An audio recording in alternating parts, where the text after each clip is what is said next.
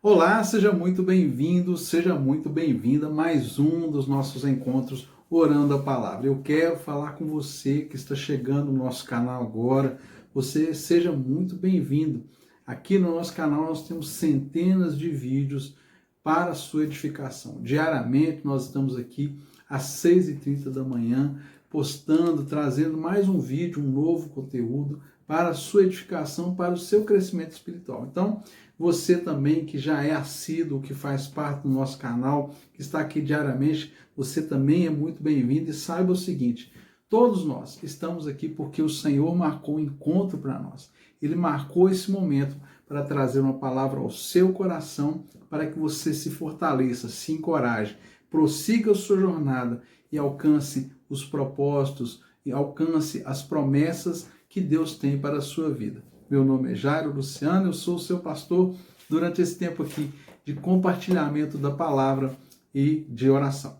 Eu quero te convidar a estar comigo até o final desse vídeo, onde nós vamos estar o nosso momento de oração. Vamos estar ao final do vídeo orando pela sua vida.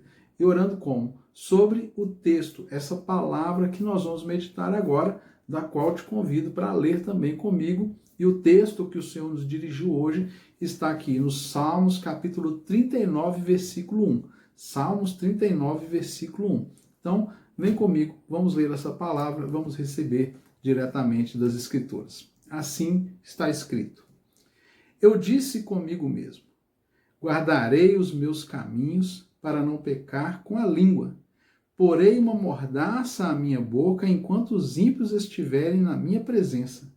Emudeci em silêncio, calei a respeito do bem, e a minha dor se agravou. O coração me ardia no peito enquanto eu meditava. Um fogo se acendeu dentro de mim. Então eu disse em voz alta, Senhor, dá-me conhecer o meu fim, e qual é a soma dos meus dias, para que eu reconheça a minha fragilidade.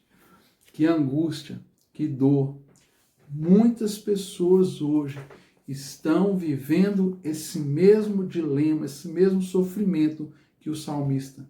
Estão vivendo em ambientes tóxicos, no meio de pessoas difíceis de lidar, em relacionamentos abusivos, em circunstâncias em que você decidiu, eu vou me calar. E o que acontece com esse salmista aqui, que no caso é o salmista Davi, né? O salmo de Davi. O que acontece com esse salmista, com Davi, e o que acontece com a gente mesmo, quando nós resolvemos nos calar? Uma coisa é nós nos silenciarmos, um silêncio de sabedoria, quando nós nos calamos por sabedoria. A palavra diz em Provérbios 5,17 que até o tolo, quando se cala, é tido por sábio.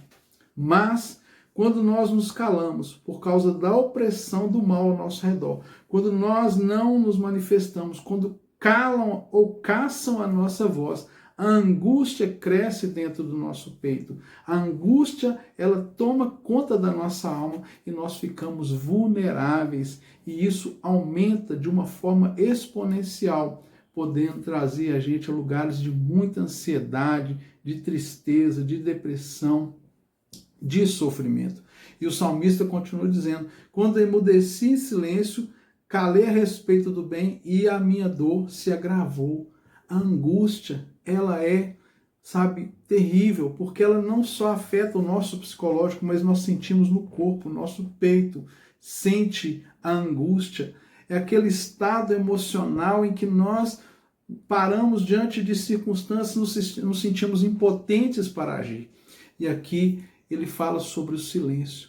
Esse silêncio que é opressivo, que é angustiador, que você se cala para evitar o conflito. Você se cala por causa da agressividade do outro. Você se cala por causa da maldade que está ao seu redor. Nós vivemos isso e muitas pessoas hoje estão adoecendo por causa desse silêncio que resolveram colocar em si mesmo. Aqui o salmista diz que ele pôs uma mordaça na boca dele.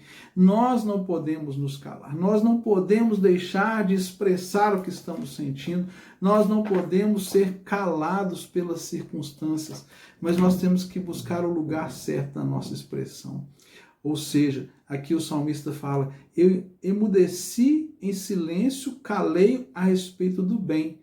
E o que significa isso? É declararmos o bem da palavra de Deus.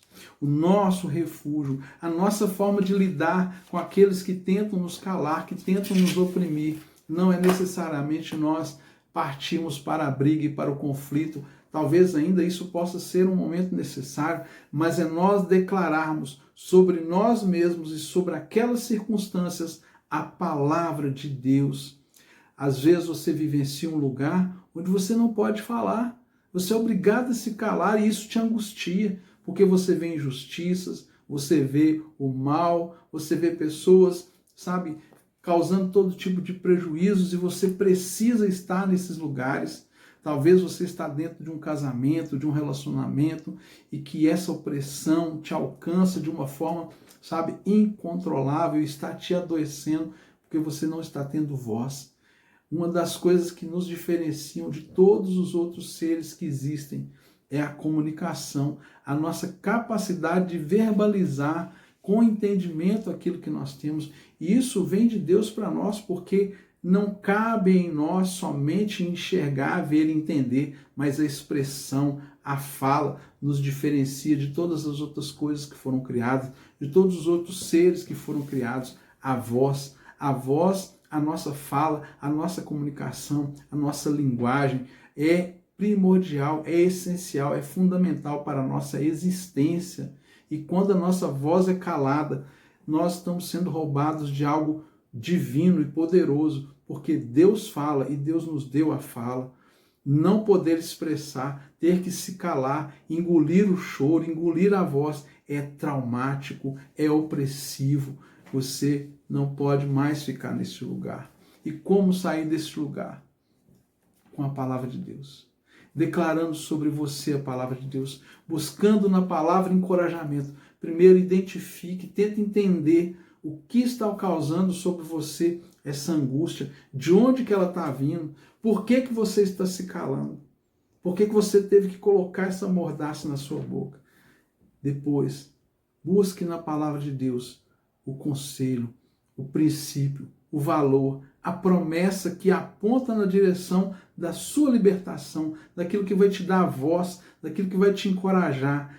E fale com ousadia, destemidamente, porque quando nós proferimos a palavra de Deus, o Senhor nos guarda, porque Ele é quem respalda aquilo que nós falamos. Primeiro, nós declaramos sobre nós, reconhecendo quem nós somos, reconhecendo a nossa identidade, reconhecendo que somos filhos amados de Deus e temos um Deus por nós, quando mais ninguém pode se levantar a nosso favor, quando nem nós conseguimos nos levantar em nosso favor, temos um Deus que nos favorece, que vem ao encontro da nossa necessidade, do nosso clamor interior. Então, o salmista ele vai falando e a dor dele vai aumentando de tal maneira que ele sente, né, um fogo, um queimar dentro dele, ao ponto dele dizer, Senhor, me dá a conhecer, me fala quando é que isso tudo vai acabar.